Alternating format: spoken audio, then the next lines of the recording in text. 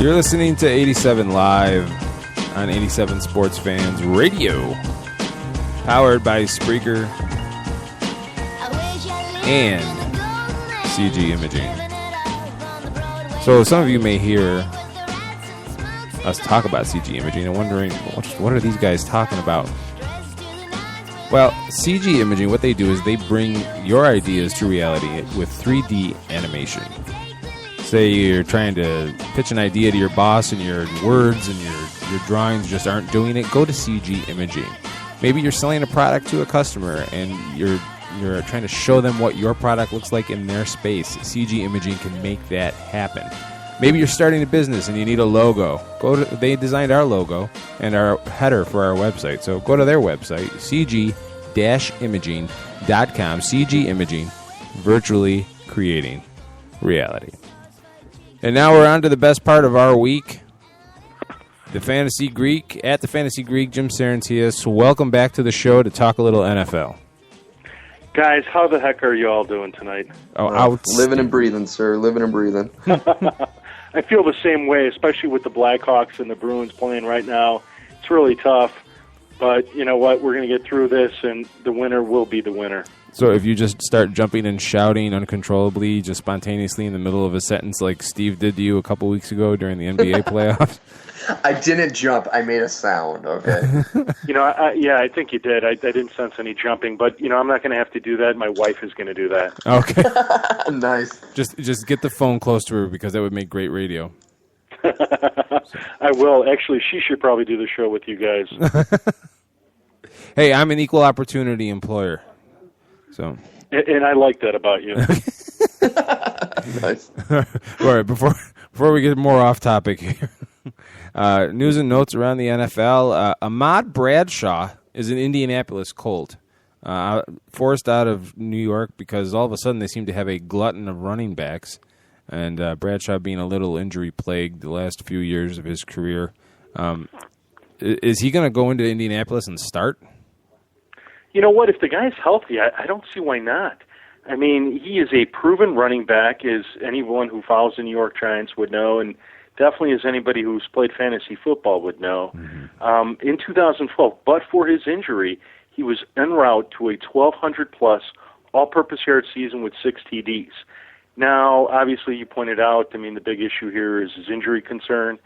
I think he's had maybe one complete season in the past 5. It's something like that. But the reality is that even when he's been injured, Bradshaw's been a pretty good running back. How he's going to do this year, this is one of the reasons why you don't do drafts in June or July. You wait till August. You try to figure out how guys are doing, because he had surgery in January, and today it was reported he's still in a walking boot. So I'm a little concerned about that. It's not a good sign. But in any case, if the Colts were more than happy to pay him, I'm guessing 6 to 7 digits in his salary, I'm more than happy to sit back and wait and see what happens. So my fingers are crossed. He says he feels good, so I'm thinking he'll be available in Week 1. Wow. Who do they have at running back right now? They got Vic Ballard, who actually had a pretty decent season last year. Donald Brown, who more than likely will be the odd man out now that Bradshaw is on the team. Donald Brown's been good. He's had his moments. He's had his flashes, but he's a little bit smaller of a running back, and he certainly was getting the back seat to Vic Ballard, who, Vic Ballard wasn't a fantasy stud by no means, but he certainly did fill in nicely when given the opportunity. That team with Andrew Luck, and you don't know how much more they can get out of Reggie Wayne. He's getting a little bit too north of 30 for my comfort level. But I'll tell you what, Reggie Wayne's an interesting guy. I was looking at his numbers the other day, and wow, what a solid wide receiver he's been. I know what you're saying. I think he's 35. And by NFL standards, for wide receiver, that's not too bad, but you're concerned. Mm-hmm.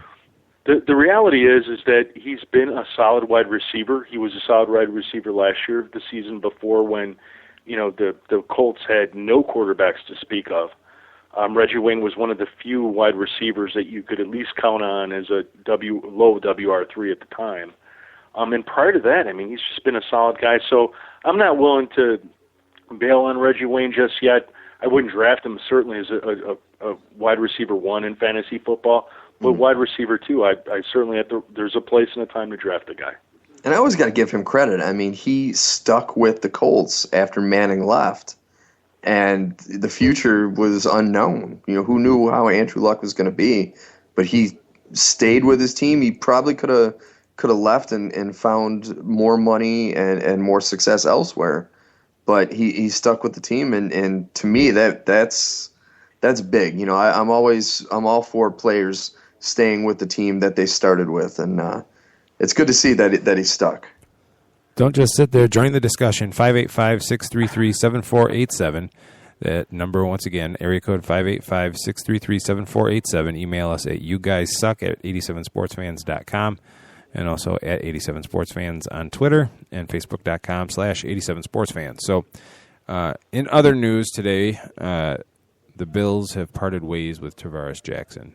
And to me, and Jim, maybe you can shed a different light on this from your angle, but it seems to me like the biggest enemy to Tavares Jackson is Brett Favre, because it seemed like he was starting to gain traction as an NFL starter in Minnesota, and then Brad Childress fell in love with Brett Favre, and the writing was on the wall, and he's bounced around. So part of me, even though looking at his stats, you can't really make a case for it, but part of me wants to believe that maybe Tavares Jackson is a little bit of a victim of circumstance throughout his career. What's your opinion on that?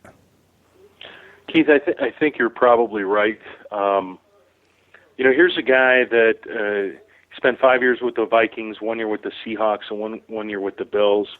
And really his two main opportunities to start came back in 2007 for the Vikings and 2011 for the Seahawks. I believe in 2007 he was good to go for 12 games, and then in 11, 14. When he was with the Seahawks, he put up around 3,100 yards, 14 TDs, 13 interceptions. So, he's a guy that you could say he's a victim of circumstance, but he certainly also hasn't really done anything to separate himself from the competition. And what I mean by that is this.